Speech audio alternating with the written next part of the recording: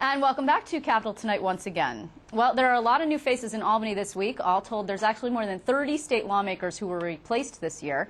And among the new faces is a crop of new Senate Democrats who ran on a message of fixing Albany. And they've now been tapped by their leadership to come up with a series of reform bills.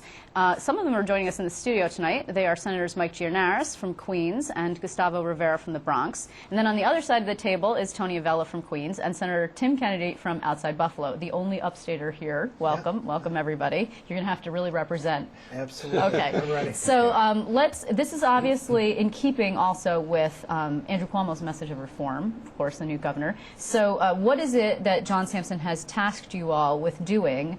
And I would assume it also has something to do with trying to get back into the majority, but I guess we could talk about that later. Well, Liz, I think one of the great things that has happened this year in the Senate is the story of the new membership. There's a number of us who have records of advocating some of these changes that are needed. We all agree that Albany needs to be functioning better, the state government needs to be reformed. And each of the people around this table and some of our other colleagues that couldn't be with us today have long records of advocating for things like, as you know, independent redistricting has been my legislation for a number of years. And it's something that 53 of the 62 senators who are sitting in the Senate right now have agreed to support through the New York Uprising Pledge. We have stepped forward and asked them to make that the first order of business. On an issue that important, it's very rare to have such a large majority of the Senate, both sides of the aisle, agreeing on it. There's no reason we can't get that done immediately. And even the Speaker, who actually expressed some kind of support yesterday when he gave his speech prior to the State of the State, I think a lot of people were surprised by that. He had been the only holdout. Yeah, and we have all the leadership of both houses, the governor pulling in the same direction on this. It's time to show the people of New York that we said what we meant what we said. It wasn't just empty campaign rhetoric, but it's actually something we're going to accomplish. Okay, Senator Avella, you actually were a city councilman in Queens. You had a reputation for being something of a bomb thrower, and you've always been pretty independent. I would classify it as a reformer. Oh, okay. That's a nice way to say it, sure. But really, seriously, though, when you ran, and actually when all of you ran, you were running uphill against this idea that the entrenched Democrats, the already existing Democratic majority, had some issues. The AAG scandal, for example. The coup was a problem, although both of those people are no longer in the conference. How is it now that you guys bring this reform message? I mean, how are you going to make people believe you? Well, first of all, remember, I ran against the Republican incumbent. I do remember Frank Padovan, sure. Right, not against the Democratic leadership. But you ran against this idea of joining the Democratic Absolutely. leadership. That was the #1 campaign issue, I believe, for all of us. It was certainly in my district. As Senator Gianaris said, we bring fresh blood now to the Democratic Conference and a sense of urgency that we need to make change. And if one thing was clear from this election, with returning senators and assembly people and those that were tossed out of office, is time is now for reform. People expect it. And that's what we're going to do in the Democratic Conference, is work together. You know, the Democratic Party is a large tent. We have people who feel one way, we may have people feel another way in the extreme, but we work together not only to promote the principles of the Democratic Party, but in this case, to initiate reform. Do you feel, Senator Kennedy, and you actually delivered the response yesterday, so you were, to the State of the State, you were tapped by your Democratic brethren to do this, and it obviously was a sign that upstate is important to the Senate Democrats, but also that the freshmen obviously are important, and to be tasked with reform, with carrying the reform banner is important. Do you feel a little like time is of the essence? Because if you can't get it done and prove to your constituents that you meant it, as Senator Avella said, they're going to hold your feet to the fire. Well, I can tell you this. I'm definitely in a hurry. And I believe that the conference is impatient for change. And I think that's one thing that the new membership to the conference brings to the table. Yesterday was a tremendous honor for me, not only as a new senator, to deliver the response to Governor Cuomo's inaugural State of the State, but as a Western New Yorker.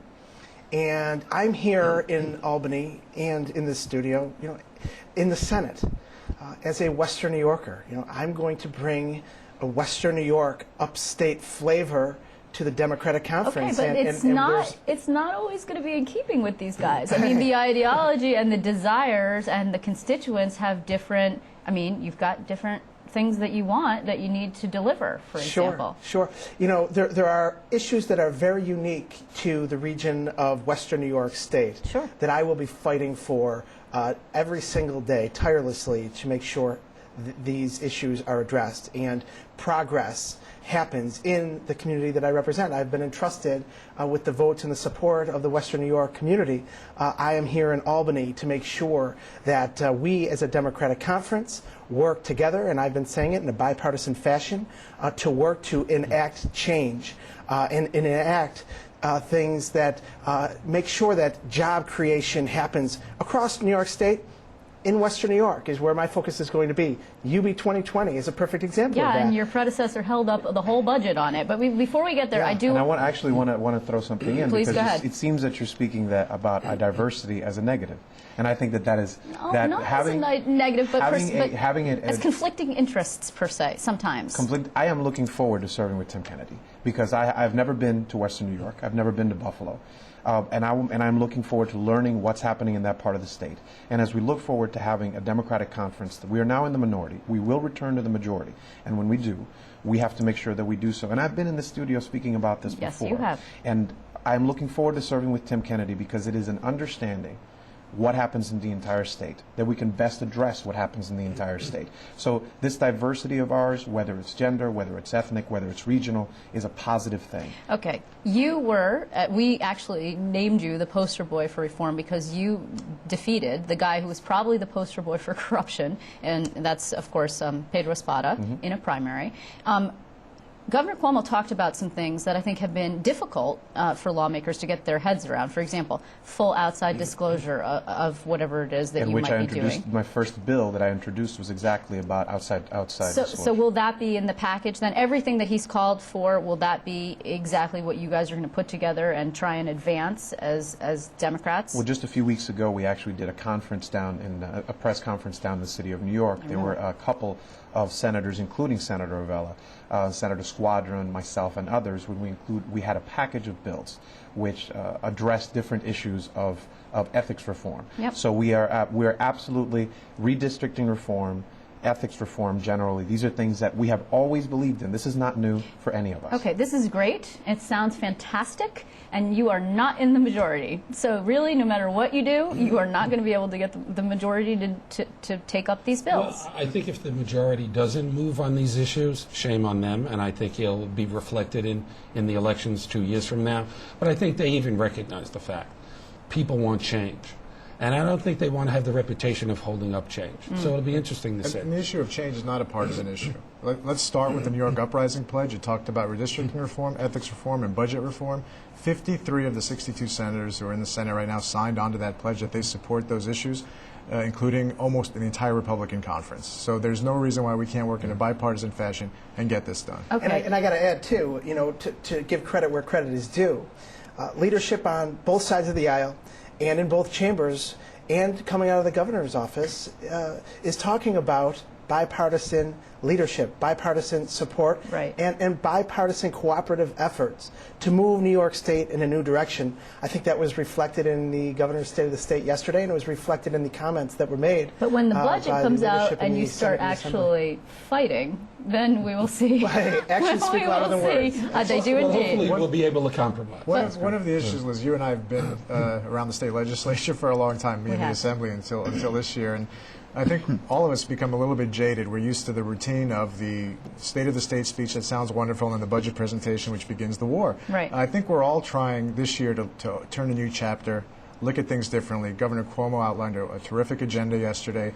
The budget's going to be a difficult one, but I think everyone recognizes the dire straits that we're in and that we need to pull together. You know, actually, I think, Senator Rivera, you said we will be back in the majority. I've heard the same thing coming from you. You actually believe, Senator Gianaris, that it could actually happen sooner rather than later, which may be a retirement or something that happens from the Republican side of the aisle that creates a special election. However, the problem is you guys don't even have unity in your own conference. You had 4 people bolt yesterday to create. They were here. They were sitting here with me, and they said they did not believe in the leadership anymore, and they don't want to be members of your conference anymore. So what does that say? And anyway, you could just jump right in here. Don't be shy, guys. Just come on in. Here we go. Individual senators can choose what they're going to do. I believe that we have a different conference right now.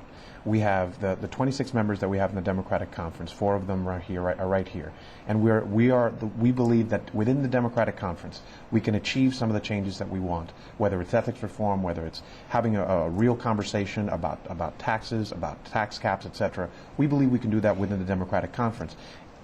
I was going to just add, I'm sorry, Senator Vella, but the people of New York don't care about where we sit or who we meet with or who's our friends But or who do are you not our want friends in those the guys conference. back? But what we need to do, of course we want them back, but what we need to do is get results for the people. The internal politics of the Senate is not what the people who are watching your show care about. What they care about is getting the state moving in the right direction.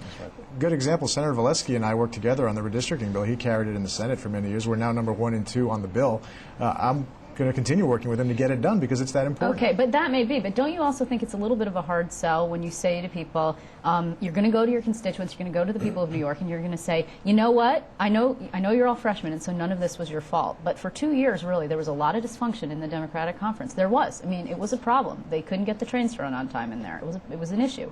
Now you're going to say, guys, give us another chance. Because we're a different conference. I don't have to remind you about the shenanigans of my predecessor. No, you do not. Or some of the other folks that are no longer in the Senate. And we came here with a very clear vision of what it is that we want to move in a positive direction for New York. So we have a different conference now. And the argument that we're making is give this conference a chance. Look at what we do over the next But couple you of have the months. same leadership. You still have John Sampson as your leader. Who actually had a very difficult position. I mean, going back to the shenanigans of my predecessor.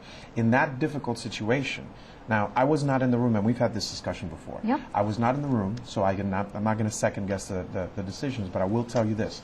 It was a difficult situation to keep something like that together. We're now moving positively in a new direction, and we are going to regain the majority, and when we do, we will have a different conference that will take the reins of that conference and will take the reins of the Senate in a positive way. And will John Sampson be the leader of that majority? Well, we have to get there first. I'm definitely supportive of John Sampson. I voted for him yesterday, and I believe that he had a very difficult situation, and he did the best that he could, and I'm supportive.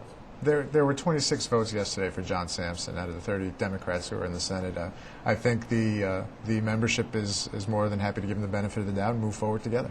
Okay, well, I want to thank you very much, all of you guys. I really appreciate it. It's good of you to be in here. And Senator Kennedy, Senator Vella, Senator Gianaris, Senator Rivera. I'm always really impressed when I actually can do that without forgetting. Thank you so much for your time. I'm sure we'll be talking to you all again soon, but thanks a lot for coming in. Thanks for having us. Pleasure. Thanks for having us.